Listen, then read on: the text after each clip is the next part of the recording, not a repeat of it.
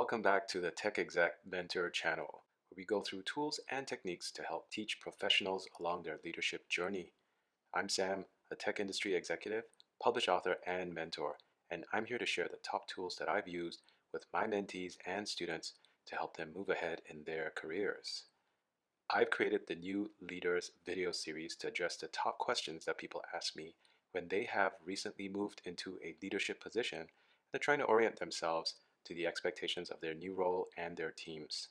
For today's video, we're going to go through a new leader's mindset. We're going to talk about some healthy attitudes you can adopt when approaching your role in leadership.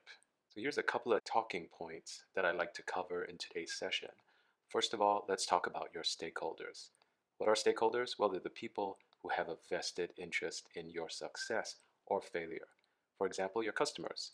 Think about the people that you're ultimately delivering services to. These are the people ultimately you're serving.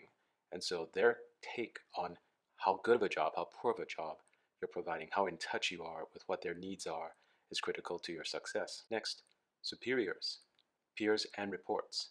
These are the people who revolve around you in your workday, right? The people you report up into set the bar, they set the standard, they set the requirements of what good performance is. If you don't know where the targets are, if they're not spelled out clearly to you, you're not going to be successful. Your peers refer to other leaders within your organization. They could be leading teams that have similar functions, maybe in other territories. They could be within a broader group. And so being able to calibrate your performance, the performance of your team with those other teams are critical. Sometimes there's also a sense of collaboration to get to your objectives, to get them accomplished. There's a need to be able to work with other teams. Don't forget, as a leader, you're representing your team. And it's key to establish relationships early on with your contemporaries in other groups so that you're able to solve problems that bubble up to your level. And finally, your reports. These are the people in your team, the people that you're leading.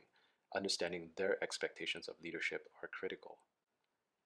Finally, family and friends.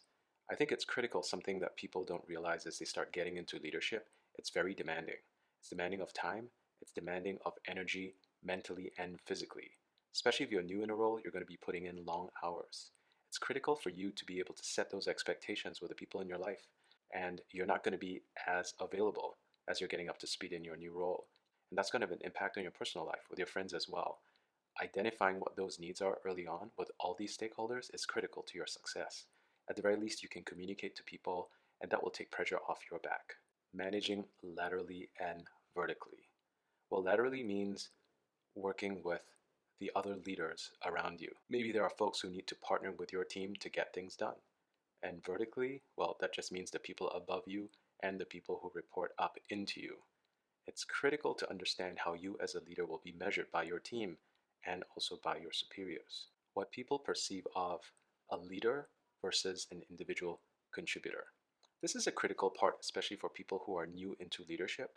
Whether you like it or not, once you take on the mantle of leadership, people will perceive you differently. People will put you up on a pedestal. You might be the same person that rocked up to work yesterday, but now that you've been promoted into leadership, or you've come into this team as a leader, people will perceive you differently. How you move and behave around the people around you reflects more about you than you might realize. There are consequences. When you go into a meeting representing a team or a group, no matter that size, when you speak, when you react, people look upon and reflect that is what that group or that team behaves like. I spend a lot of time working with people to build up their brand. And that's a key thing. Don't forget, as a leader, you become a face for the team. I advise you to find some heroes to emulate. Read about people who've encountered those challenges. Be inspired by them. And also, maybe you could learn something along the way. Another important thing I'd like to talk about is the transition from being an individual contributor to a leader. The concept of how collective results. It's no longer the work that you're doing, it's the work that your team is doing. And this is one of the toughest things that people have to deal with, especially when they're new in leadership. It's really the mindset that you're shifting. People who typically come up into leadership have had a stellar record. They've done amazing things. They have gotten on the radar of senior leadership, and they're being considered for leadership roles because they have that track record. And the company, the organization is looking to see them replicate that. People typically who have leadership thrust upon them tend to be people with very strong personalities, who have a tireless work ethic, who have achieved tremendous success their way. And the challenge that they face immediately in a leadership role is that it's no longer enough for their individual effort. The whole team has to work together. If you're in a commercial team and you've been promoted into a leadership role, now there's a large group quota, for example. If you're a developer and now you're leading an engineering team, there may be an aggregate feature or function. There's a metric that's no longer just up to your individual effort. And the challenge is everyone has their individual work style. If you're used to doing things one way, well, people are motivated differently. They may have different things that they're more focused on or a different way of doing things. And it may not necessarily be your preferred way. Letting go is very difficult. So you and the team need to know where the target is. And my advice is you need to create an environment of trust.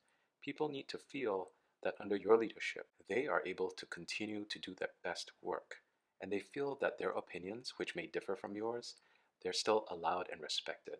That's critical. The concept of micromanagement, a lot of studies and research has been done that identify people work at their best when they feel that there's someone not looking over their shoulder. The whole concept of autonomy is critical. A good way to function as a leader is to provide transparency and tell people exactly where the target is and give them the necessary resources, give them all the tools that they need. But ultimately, they have to find the motivation, or you can help them to find the motivation to reach those targets. And it could be their own way. If it has to be done within a certain time frame, it's critical that you provide that information to them. But you shouldn't be advocating that they do things your way because it doesn't work for everyone. So finding a way to align their motivation with the target that you need to achieve is critical. The servant leader, it's something that in all the years I functioned as a leader, I've absolutely believed. At the end of the day, you are put into a leadership role, but for you to be effective, you need your followers to listen to you.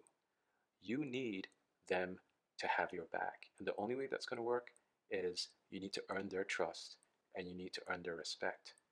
And you have to trust them and respect them in order to get that reciprocity.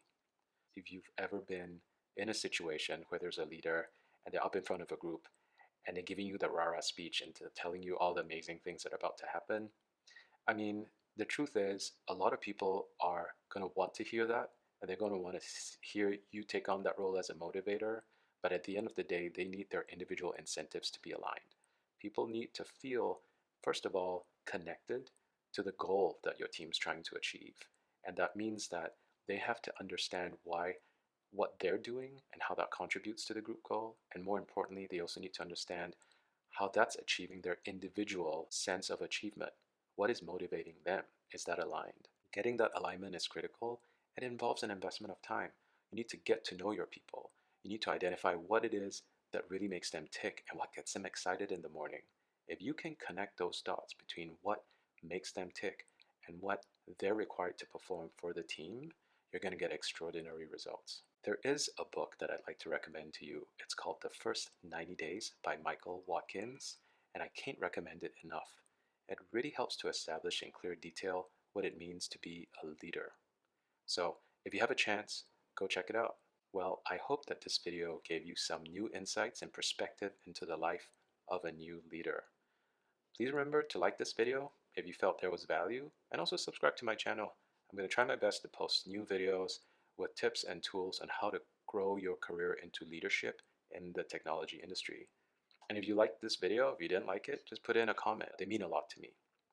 So this is Sam signing off, and I hope to speak to you again soon.